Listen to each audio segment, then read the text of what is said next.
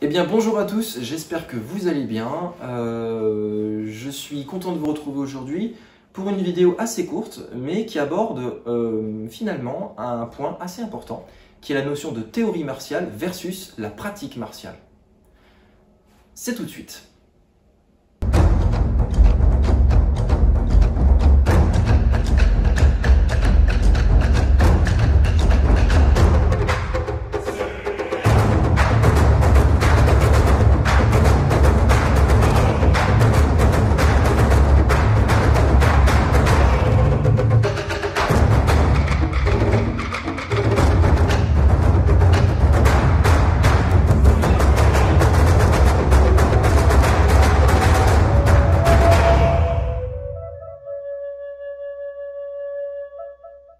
Si on n'est que dans le monde théorique, d'accord, dans lequel on vient finalement analyser ce qui se fait sur un plan modèle, sur un plan purement idée, eh bien on passe, en tout cas dans les arts martiaux, mais c'est vrai dans beaucoup de disciplines, à côté du côté concret, pragmatique. Art martial, c'est un art de guerre à la base, d'accord? Donc l'idée c'est quand même pouvoir s'en servir sur les champs de bataille. En l'occurrence ici, on n'est pas sur un champ de bataille dans notre pays, hein, en France, et heureusement. Mais l'idée, c'est de comprendre que la notion de théorie ne se suffit pas à elle-même. Ça veut dire quoi? Ça veut dire que si, par exemple, on pioche des informations à droite et à gauche et que se satisfait de ces informations-là, on va devenir érudit, mais en aucun cas pratiquant martial. D'accord? Si on prend maintenant le côté pratique, donc je prends le côté pratique, je suis un enseignement et finalement je suis pendant 20 ans la pratique comme on me l'a enseigné. Eh bien, il y a aussi des effets un petit peu dangereux. L'un de ces effets-là, c'est finalement de s'enfermer dans une vision qui nous a été donnée par notre sensei et donc de boire un petit peu ces paroles comme des vérités absolues. Ça, c'est dangereux également. C'est-à-dire que vous n'avez plus cette capacité d'analyse, d'autocritique par vous-même. Et cette remarque-là, elle est valable aussi pour mes vidéos YouTube, mais aussi pour toutes les vidéos ou supports pédagogiques qu'il existe. Il est important, dans un premier temps, quand vous ne connaissez rien, de récupérer de la matière et d'essayer cette matière-là, de voir un petit peu sur la pratique qu'est-ce que ça donne. Mais il faut vite arriver à une analyse personnelle. Est-ce que les éléments transmis vous correspondent? Qu'est-ce qui est mal fait peut-être dans ce que vous pratiquez? Quels sont les leviers qui vous gênent, hein? Quels sont les leviers d'optimisation dans votre travail? Pourquoi ça? Si vous pratiquez toute votre vie sans vous poser des questions, il peut se passer un phénomène et qui est un classique, eh bien c'est de pratiquer à fond et de vous retrouver finalement avec des blessures au bout de 10 ans, 15 ans, le genou qui saute, la hanche qui est abîmée, mal de dos, les cervicales qui sont un petit peu fragiles, d'accord? Et en fait, à arriver à un moment donné, eh bien, vous dites, bon, je peux plus pratiquer.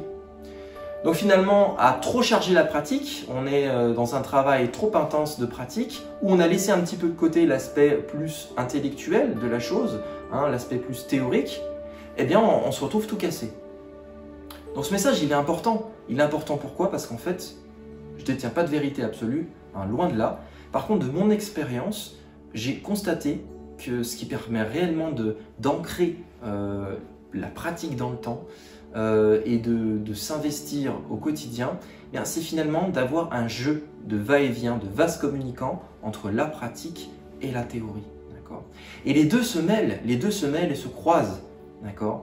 Et ce qui est assez intéressant, c'est que la pratique ancrée pourrait se travailler autour, autour du dantian inférieur. On a 3 dantians. La partie plutôt intellectuelle est souvent adressée au niveau du 3e œil, donc qui est le dantian supérieur. Et au centre, il y a quoi? Il y a le dantian moyen, qui est en fait le kokoro, le cœur. Et le cœur, il est où? Il est situé entre ce qui est enraciné, ce qui est concret, ce qui est de la pratique, avec ce qui est plus élevé, plus spirituel, et qui est de l'ordre plus théorique de l'intellect. Et donc ça veut dire que la pratique, eh bien, elle va être mise en, on va dire, en confrontation dans un premier temps. Il va y avoir une dualité entre la pratique et la théorie, et le cœur va être un petit peu l'arbitre. C'est-à-dire qu'à un moment donné, vous allez tester des choses. Il y a des modèles qui vont vous paraître peut-être évidents, et quand vous allez tester, le cœur va vous dire Et non, finalement, c'est peut-être pas la bonne chose, d'accord. Il y a un sentiment au fond de vous qui va vous dire c'est peut-être pas la bonne chose. Ou alors, il va y avoir des peurs. Vous dire, oh là, je rentre dans quelque chose de compliqué, j'ai peur de me perdre, peut-être qu'il faut que je sois plus modeste sur mon travail, que je revienne à des choses un petit peu plus simples, d'accord. Voilà quelques éléments, en tout cas, de réflexion sur le contraste en théorie et pratique. À mon sens, l'un ne va pas sans l'autre. On ne peut pas faire que de la pratique pure à 100% sans se poser des questions au fur et à mesure de sa pratique. Et on ne peut pas non plus être que dans la pure théorie, d'accord, dans une discipline qui a tendance à vouloir faire des techniques, des armes martiales. On ne peut pas rester non plus dans les idées, d'accord. Donc, ce que vous pouvez récupérer sur des supports, ce que vous pouvez pratiquer sur le tatami, eh bien, il faut confronter. Il faut confronter les choses et devenir un sujet d'expérimentation. Vous êtes vous-même votre propre sujet d'expérimentation.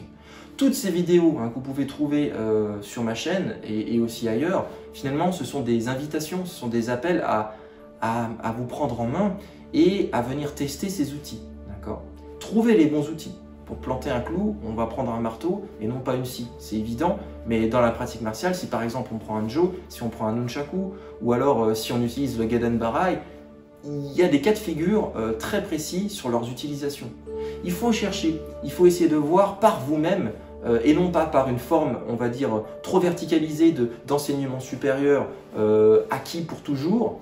Il faut challenger tout ça, il faut vous poser des questions. Bien entendu, quand vous débutez, les choses passent par la pratique. C'est important, c'est normal. On n'a pas de connaissances, on est obligé de rentrer dans une sorte de moule pour progressivement en sortir et s'élever. D'accord? Et je terminerai par ça. Je dirais que finalement, dans la pratique martiale, on peut aussi avoir deux portes d'entrée. C'est-à-dire qu'il y a des gens qui vont être plutôt dans les idées et les concepts. Ces gens-là vont plutôt aborder déjà la pratique dans un premier temps par des lectures, par un aspect plutôt historique. D'accord? C'est un premier pas pour pouvoir rentrer en fait dans la pratique si l'envie est bien entendu de travailler l'aspect martial. Mais il y a aussi le contraire. Il y a des gens qui sont beaucoup plus pragmatiques, qui ont besoin de venir tester des choses avec leur corps. C'est l'aspect matière, d'accord?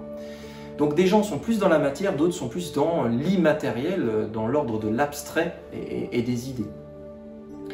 Et tout ça pour vous dire quoi? Eh bien, moi je suis rentré sur la dimension interne par le corps. C'est assez étrange, on pourrait se dire peut-être que l'approche elle s'est faite par des recherches, etc. Et en fait, pas du tout. Ma première expérience interne, elle s'est faite lors d'un stage, c'était un stage sur Paris, avec un expert Shotokai. Ce sensei-là, qui pour moi reflète ce qui est, à mon sens, le corps martial. Eh bien, s'était mis en face de moi, cette personne-là, donc s'était mis en face de moi, m'a demandé de tendre la main.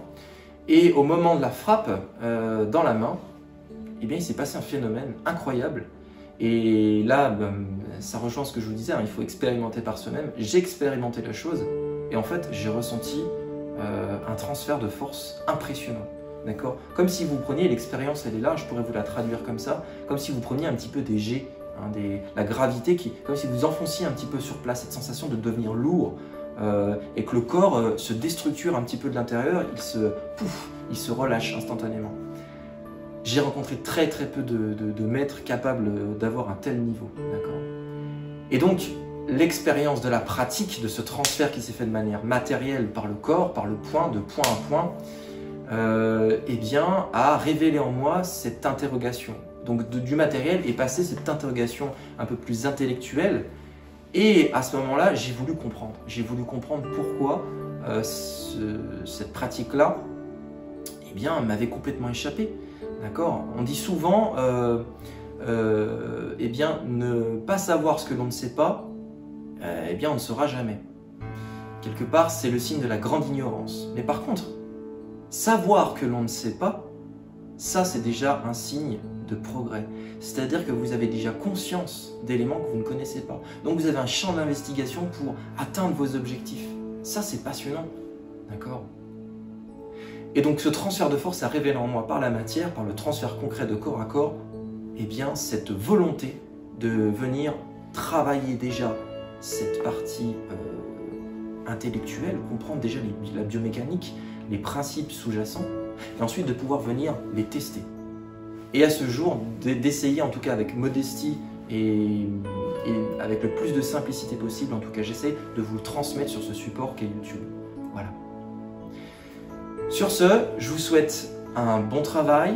N'hésitez pas pour progresser donc à pratiquer, mais aussi à vous poser des questions, à aller lire aussi des choses, à regarder des reportages, c'est intéressant, et ensuite à revenir sur la pratique et à voir ce que ça peut donner dans votre pratique à vous. Voilà.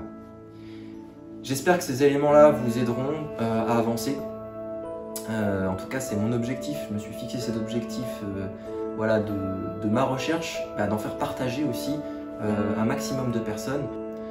Voilà, merci beaucoup et je vous dis à très vite.